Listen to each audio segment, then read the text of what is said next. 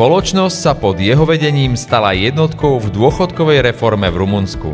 Využil tiež možnosť pôsobiť v Los Angeles, kde sa naučil predávať finančné produkty priamo v teréne a taktiež náborovať a budovať tím. Absolvoval kurzy neurolingvistického programovania, vzdelávacie semináre slávneho amerického speakera Blaira Singera, legendárneho podnikateľa a kouča Roberta Kiyosakiho či seminár retoriky v Las Vegas. Ako jediný na Slovensku je držiteľom exkluzívnej švajčiarskej licencie Struktogram, používanej na školenie výnimočnej techniky komunikácie, seba poznania a poznania iných. Má viac ako 27-ročné skúsenosti z budovania a vedenia tímov na Slovensku aj v zahraničí. Vďaka svojmu nadšeniu, húževnatosti, vytrvalosti sa mu podarilo vybudovať vlastnú úspešnú sieť lídrov a obchodníkov. Dnes pomáha firmám a lídrom na Slovensku aj v zahraničí objavovať nové spôsoby, ako vo svojich tímoch nájsť pravý potenciál, zlepšovať výsledky a uvedomiť si, ktoré zručnosti sa oplatí rozvíjať, aby boli magnetom pre šikovných ľudí, ktorých si udržia natrvalo.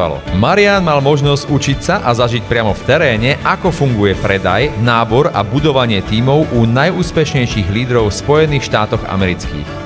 O tieto poznatky a najmodernejšie stratégie sa s vami počas týchto 2 dní podelím. Dámy a páni, privítajme Mariána Biesika.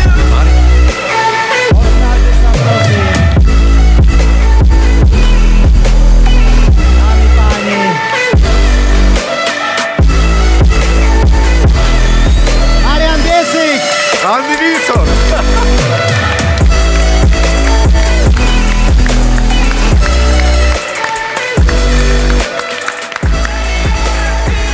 Ďakujem veľmi pekne.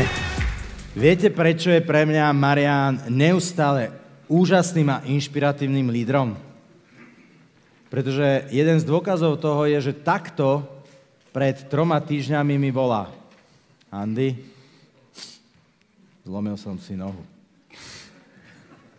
Áno, dobre pozeráte. Mám ju v sádre. Takže OK. Len čo hovorí doktor? Niekoľko týždňov. A Marián hovorí, to hovoria doktori. V Trnave. Budem na svojich, po svojich. No a Marián je tu bez sádry.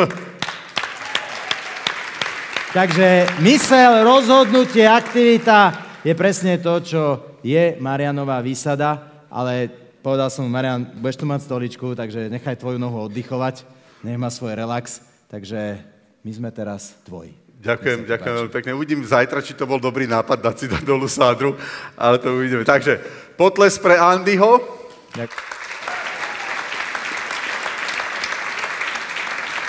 Priatelia, poprosím vás, toto bol jak v krematóriu, tak poprosím vás taký naozaj veľký potles pre Andyho.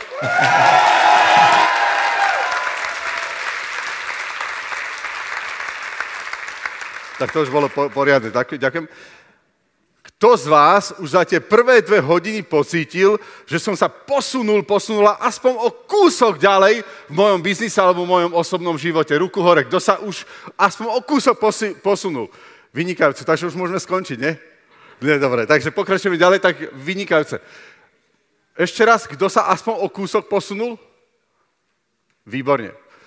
Kto z vás má pocit, že ten biznis je náročnejší, ako bol kedykoľvek predtým?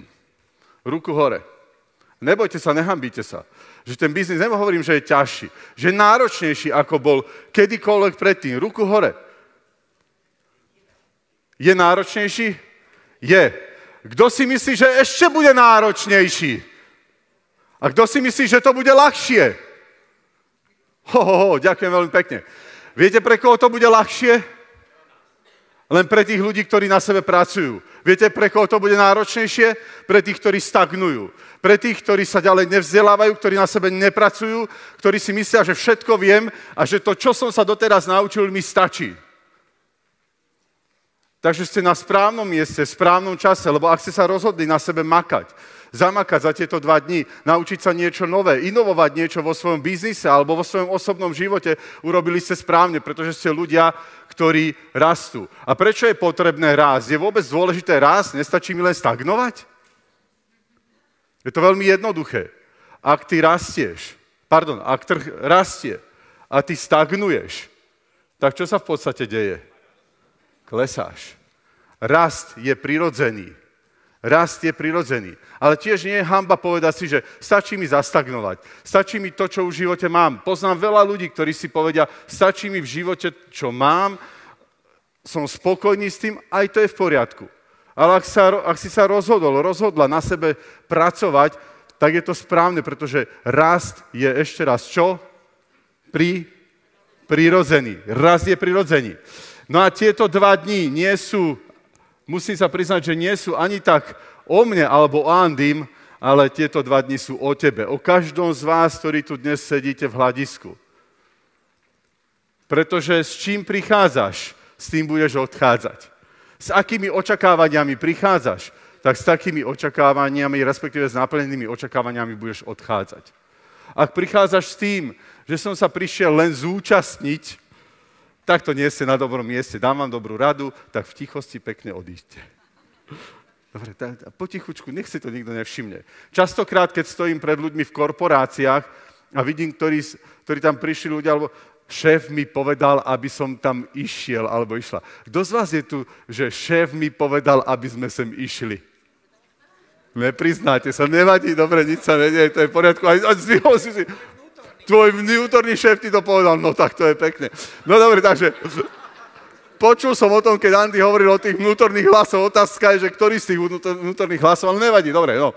Takže chcem sa zúčastniť. Tá druhá skupina ľudí sú, že chcem sa niečo naučiť. Ak si sa prišla niečo naučiť, si na správnom mieste. Ale pozor, nie len, že prišiel som sa naučiť, ale keď budeme mať cvičenia, prosím, aj odovzdaj nejakú svoju skúsenosť, znalosť, ktorú máš, ktorú ste nadobudli za tie mesiace alebo roky, ktoré ste v tom biznise. A teraz sa prichádza ten správny moment. Chcem niečo prijať. Na to, aby som niečo prijal, potrebujem urobiť jednu dôležitú vec.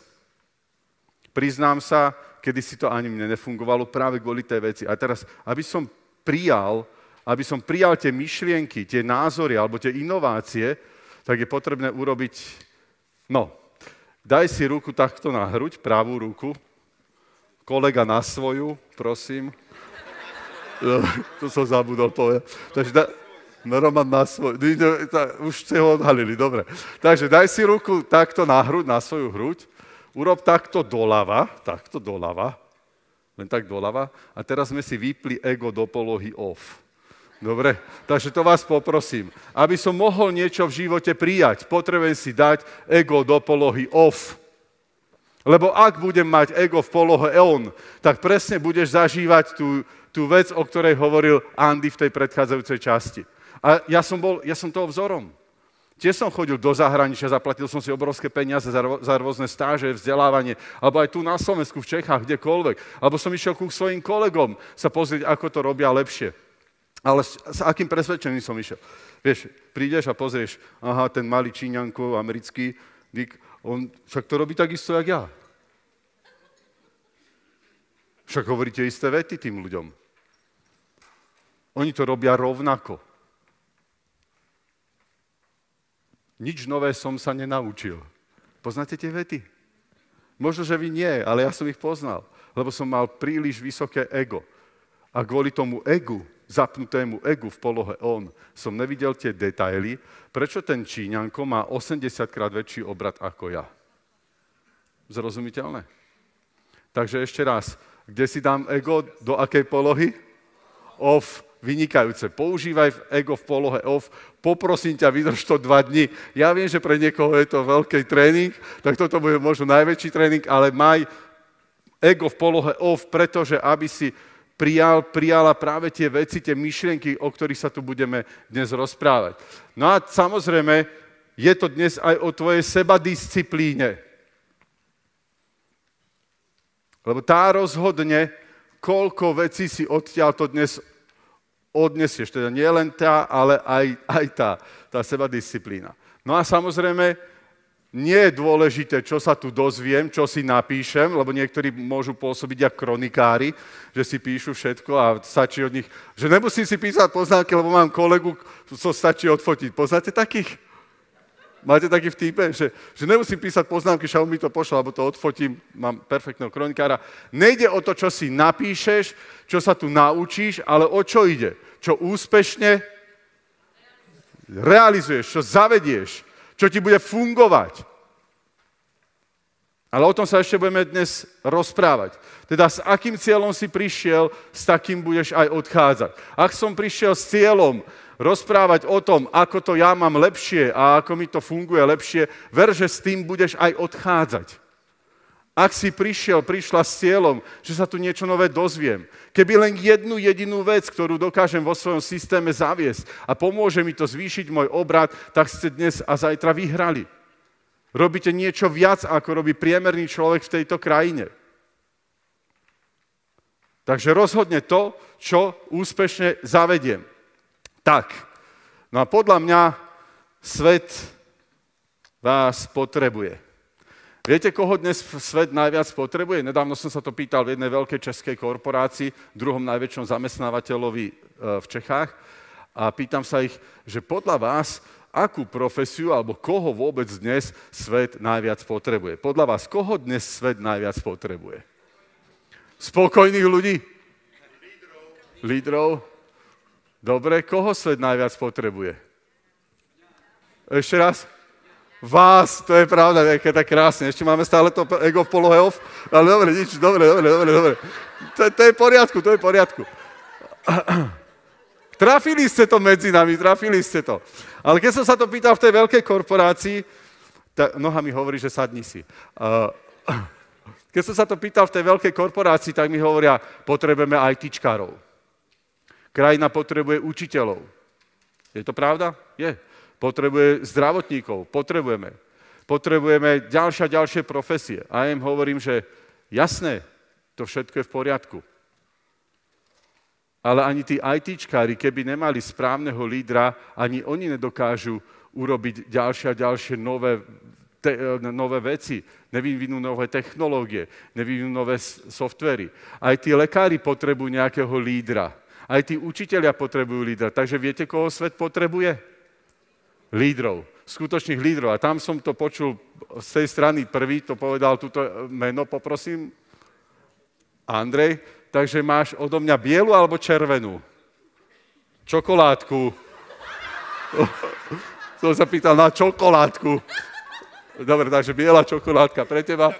Prosím, takže Andrejovi potlesk.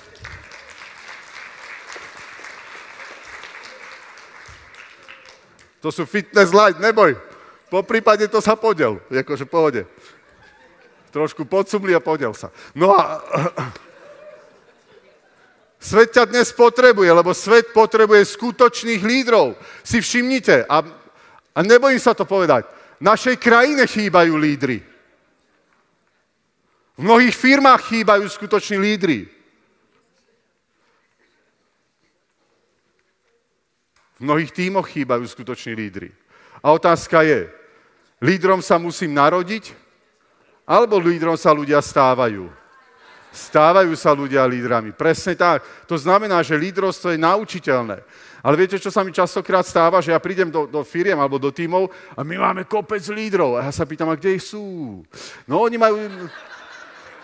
to majú napísané na vizitke. Lebo tam na vizitke má napísané manažér alebo riaditeľ alebo tým lídre a tak ďalej. Takže on to má napísané na vizitke. A ja im hovorím častokrát tých korporácií, počúvaj ma, ja ti dám takú jednu radu, zober si tú vizitku, tak si ju zober do ruky a zoberte tú pomyselnú vizitku do ruky, chyť ju, skrč ju, hoď ju do koša, lebo nedaj Bože uveríš tomu, čo tam máš napísané. Bohužiaľ sa to tak deje. Poznáte takýchto lídrov? Máte ich niekto v okolí? Dobre. Aj do Hradce Králové, tento pán tu bol dneska prvý medzi nami. No, dobre, tak, naspäť. Tak, aký je rozdiel medzi lídrom, manažérom a riaditeľom? Aký je ten naozajstný rozdiel? A ja si požičiam to prirovnanie od môjho kamaráta Davida z Los Angeles a ten mi hovorí, keď sme sa o tomto rozprávali na túto tému, o lídrovstve a o manažmente a tak sa opýtam, David, ako ty vnímaš lídrov? A mi hovorí, Marian, poviem ti to na jednom príbehu. Prenesme sa teraz pár tisíc rokov dozadu, kedy naši predkovia, odfoďte si to, není čo?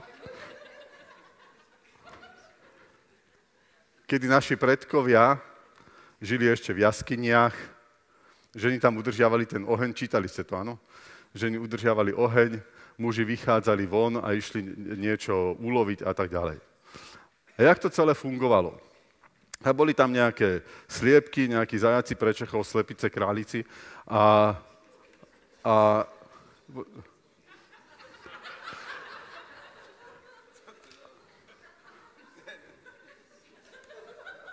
teraz ten lovec vyšiel von a ulovil nejaké to zvieratko, priniesol domov, oni si to upiekli a tak ďalej. Toto sú v podstate dnes obchodníci.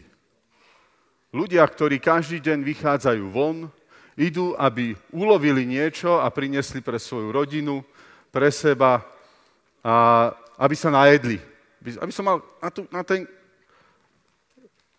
na ten každodenný život. To sú dnešní obchodníci. Potom jednému napadlo. Už sa míňajú tie zajace a tie sliepky, ale vidíme tu takých veľkých mamutov. Lenže ja sám toho mamuta neulovím. Ako to spravím? No nič. Takže dojde so mnou loviť mamuty. Tuto sa chalani prihlásili, Zdenko a Andrej sa prihlásili, že ideme loviť mamutov, teda to len tak pomyselne chalani. A ideme loviť mamutov, a ich bolo samozrejme viac. A teraz ten jeden bol ten, ktorý rozdeľoval. Dobre, takže vy vykopete tú jamu. Vy tú jamu zamaskujete. Ďalší budete naháňať tých mamutov. A ďalší budete tí, ktorí, keď ten mamut padne do tej jamy, tak ho tam dobdáte. To sú v podstate tí manažéri, ktorí dnes prídu a rozdeľujú prácu, rozdeľujú úlohy. A potom, samozrejme, keď ten mamut je už mŕtvý, tak rozdelíme podľa zásluh mäso. Častokrát sú to tie zásluhy také subjektívno-objektívne. A však to poznáte niekto. A rozdelíme mäso. Toto sú tí klasickí manažéri, alebo tí riaditelia, oni to už celé riadia. Až tu jednému napadlo, že hovorí si, no dobre, ale už sa nám tu v tomto teritóriu míňajú tie mamuty. A čo s tým? A hovorí, počúvajte ma, keby sme prešli cez tamten veľký kopec, mám totiž takú víziu, že keď prejdeme cez tamten veľký kopec, prejdeme na druhú stranu, tam sú nové lovištia, tam sú nové teritória a s veľkou pravdepodobnosťou tam budú nové mamuty a možno ešte lepšie zvieratá. Kto ide so mnou? A čo vám väčšinou ľudia povedia na túto otázku? No presne, nie, že ideme s tebou, ale choď. Poznáte to? Choď. A keď to tam nájdeš, tak sa vráť. A keď nám o tom porozprávaš, tak my sa rozhodneme, či tam s tebou pôjdeme. Poznáte takých? Poznáte ich? Máte ich v tímoch? To sa nepýtam. To bola len rečnícka otázka. Toto je skutočný líder. Líder je ten, ktorý keď povie, že idem cez tamten kopec, lebo mám víziu, mám presvedčenie, že keď cez ten kopec prejdem a prejdem tam na druhú stranu, tak tam budú nové lovištia. Líder je ten, za ktorým ľudia naozaj pôjdu. Ktorý keď sa rozhodne, že tadiaľ ide, tak ide na prvom alebo na poslednom mieste.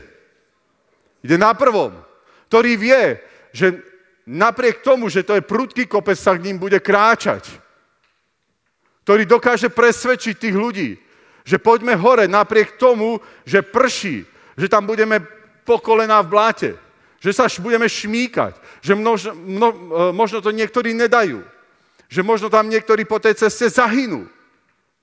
Líder je ten, ktorý ide a ktorý dokáže presvedčiť ďalších ľudí, že idú s ním.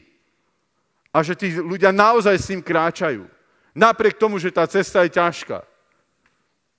A možno nemajú 100% istotu, že na tej druhej strane sú tie lovištia, nové. Že tam budú veľké mamuty. Ale idú s ním. Teraz ruku na srdce.